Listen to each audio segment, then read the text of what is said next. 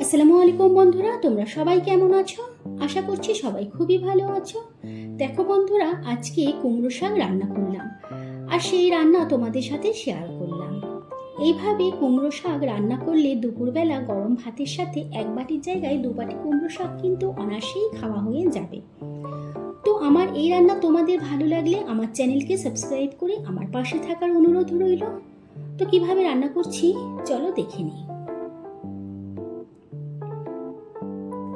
এখানে কুমড়ো শাক কাটা বাছা করে ধুয়ে রেখেছি। শাকগুলো কিন্তু একেবারেই কচি। আলু, কচু, বেগুন পিস করে নিয়েছি। শাকের ডাঁটাগুলো আলাদা রেখেছি। এখানে 1 মুঠো মটর ডাল বেটে রেখেছি আর একটা কাঁচা লঙ্কা আর 1 চামচ গোটা জিরে একসাথে বেটে রেখেছি। এখন কড়ার মধ্যে সর্ষের তেল দিলাম। তেল গরম হলে 5 ফোড়ন দেব। এবার 5 ফোড়ন বেশ লাল হয়ে সুন্দর একটা গন্ধ বেরিয়ে আসবে, সেই সময় পেঁয়াজ আর রসুন বাটা দিলাম। পেঁয়াজ রসুন বাটা হালকা নাড়াচাড়া করে নিলাম। পেঁয়াজ নরম হলে কেটে রাখা সবজি দিলাম। সবজিগুলোর মধ্যে হলুদ গুঁড়ো আর নুন দিয়ে সবজিগুলো ভেজে নেব। সবজিগুলো বেশ ভালো করে ভাজতে থাকবো। সবজির গায়ে হালকা লাল রং আসা পর্যন্ত ভেজে নেব।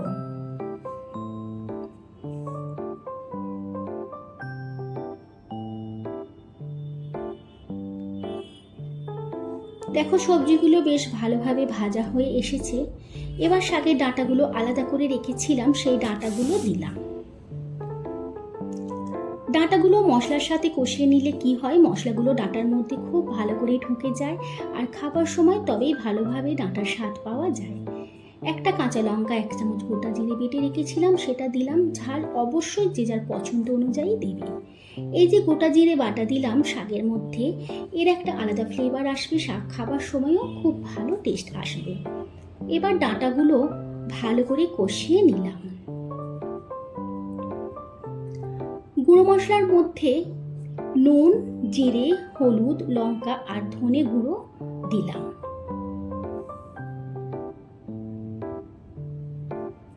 মশলাগুলো ভালো করে কষিয়ে নেব। এবার ছোট চামচে 2 চামচ চিনি দিলাম।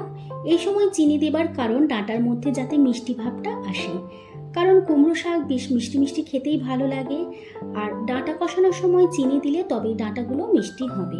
ছোটবেলা থেকেই কুমড়ো শাক মিষ্টি মিষ্টিই খেয়ে এসেছি, তাই আজও এই শাক মিষ্টি না হলে মন ভরে না। এখন পানি দিয়ে শাকগুলো দিলাম। শাকের ওপর ঢাকা দিলাম কিছুক্ষণের জন্যে। এদিকে অন্য একটা প্যানের মধ্যে অল্প সর্ষের তেল দিলাম আর যে মটর ডাল বেটে রেখেছিলাম সেই ডাল বাটা দিলাম। নুন দিয়ে ডাল বাটা ভেজে নেব, তবে গ্যাসের ফ্লেম মিডিয়াম রেখে ভাজতে হবে। দেখো ডাল বাটা ঝরঝরে হয়ে এলে 1 চামচ ঘি দিলাম। এতে করে সুন্দর গন্ধ হবে আর খেতেও ভালো লাগবে। ঘি দিয়ে বেশ লাল করে ভেজে নিলাম। এদিকে শাক ঢাকা দেওয়া ছিল, ঢাকা খুলে শাক ওপর নিচ করে ভালো করে নাড়াচাড়া করে ডাল ভাজা শাকের উপর ঢেলে দিলাম আর 2টো কাঁচা লঙ্কা দিয়ে ঢাকা দিলাম 10 মিনিট, কিন্তু গ্যাসের ফ্লেম মিডিয়াম করে ঢাকা দিলাম।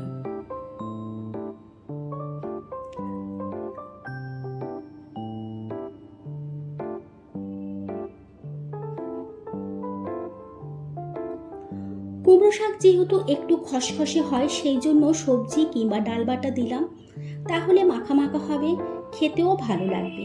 এবার 10 মিনিট পর ঢাকা খুলে শাক ওপর নিচ করে ভালো করে নাড়াচাড়া করে নেব।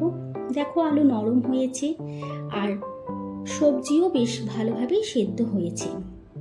এবার যে অল্প পানি রয়েছে, গ্যাসের ফ্লেম একেবারেই লো করে ঢাকা দিলাম। ডাঁটা ও শাক ভালোভাবেই নরম হয়ে যাবে।